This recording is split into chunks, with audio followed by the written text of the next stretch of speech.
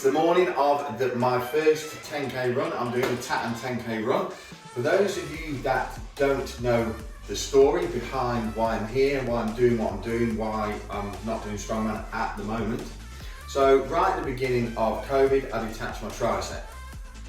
They shut all the hospitals down and I was unable to get my operation for around about 16, 17 weeks. I then got the operation, it was a success, brilliant, started to build back up, and I had ulnar nerve issues. So I had to wait another 8 weeks for that operation, for them to move that around. I've had that done, but rather than focusing on what I couldn't do, which was lift heavy weights and do strongman and train like that, I focused on what I could do. And I was able to get fit, I was able to get healthy, and I was able to drop some weight. So as you can see, I'm certainly not 140 kilos anymore. I've weighed myself this morning, I'm 105.5 kilos.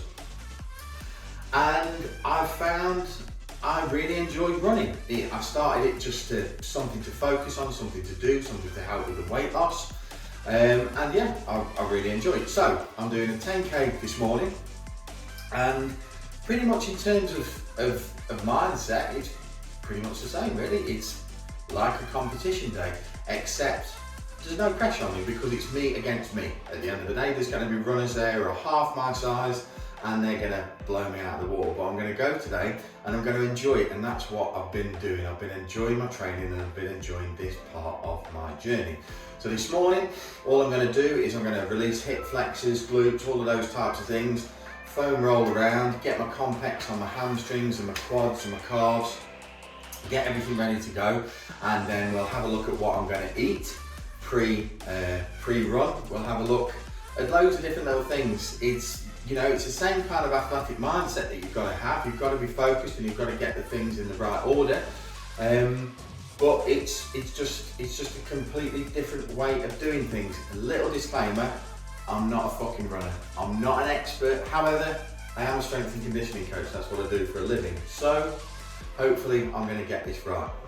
Okay, so I've done a little bit of release work with my tiny little torture instrument in my hip flexors and hips and glutes. And because I've got OCD and it's before a race and it's fucking 5:30 in the morning, I've got to clean the gym as well because that's important, really important. So I'm just going to roll off my quads first. I'm now going to foam roll my IT bands. I'm now going to foam roll my lower back, and if you listen out, there's a frog that came back with me from Snowdon and I can't find it, but it's around here somewhere. You can hear him every now and then. So I'm now going to do my hamstrings and my abductors.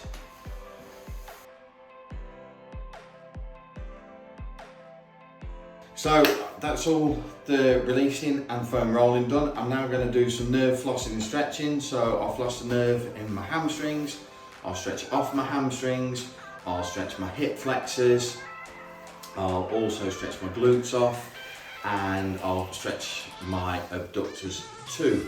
Then after that, what I'll do is I'll get the complex on it, on hammies, calves, quads, and that will be me nice and limbered up, ready. Get some breakfast on board, go and sit in the car, travel an hour, do a little bit more stretching, a little bit more like a warm-up run, and ready for the 10k. So this is the complex machine. It's just an electrical stimulator. It's a little bit like a TENS machine.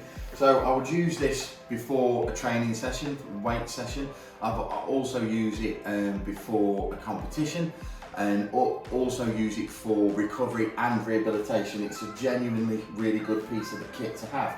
But this morning what we're going to do is we're just going to do a little warm up. So like I say, I'll warm up quads, hamstrings, calves and glutes before we get there. I'll do it when we get there as well quickly, and then do a little warm up run. So you pick the program on this. We'll go for a warm up. And we'll go for the quads. So you just stick your sensors on, where it tells you to stick your sensors on. So that's that all put on. So select the program. There we go.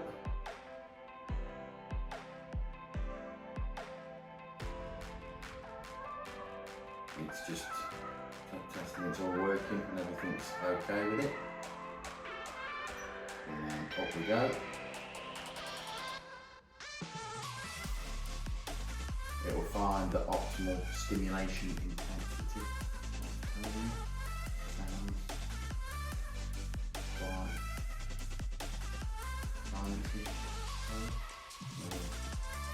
Could just say I'm a fine.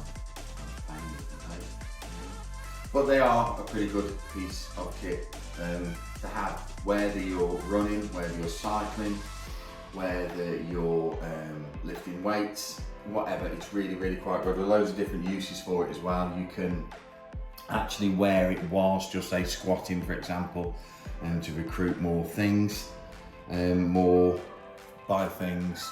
The scientific word for that would be motor units.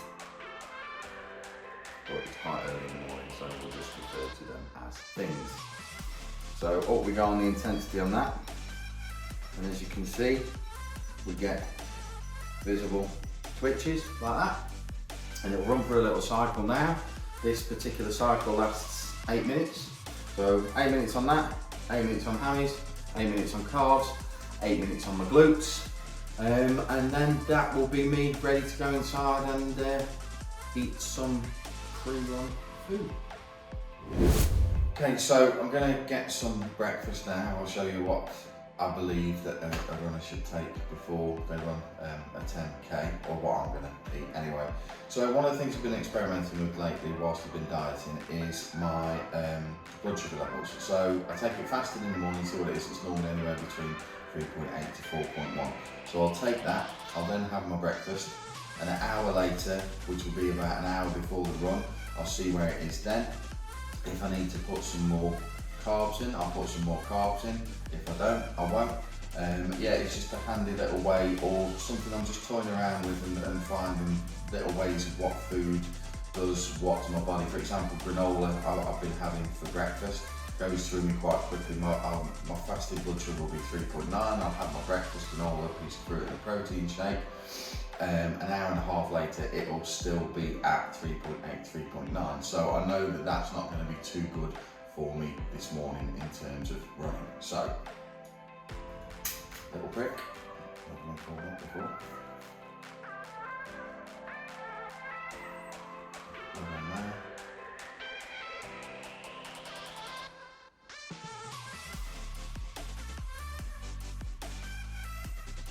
So, I'm 3.7 this morning, so quite low, even though I had a big meal and some little bits of junk and flapjack last night before I went to bed. So I'll get breakfast on and then we'll take it about an hour for breakfast.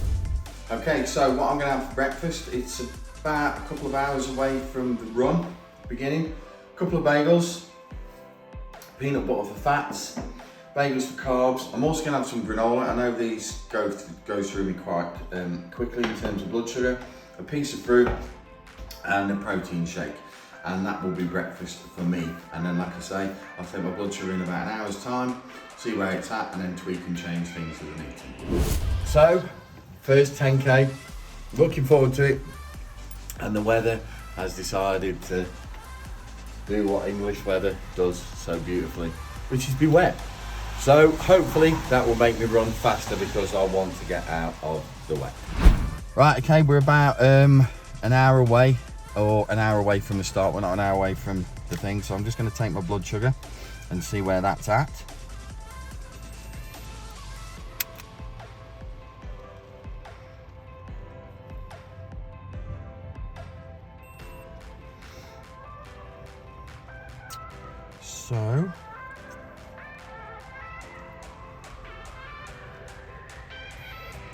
So that's at 5.6, so that's okay. A couple of jelly beans or something before I start the run and ready to go. So let's get the snorkel on and get ready.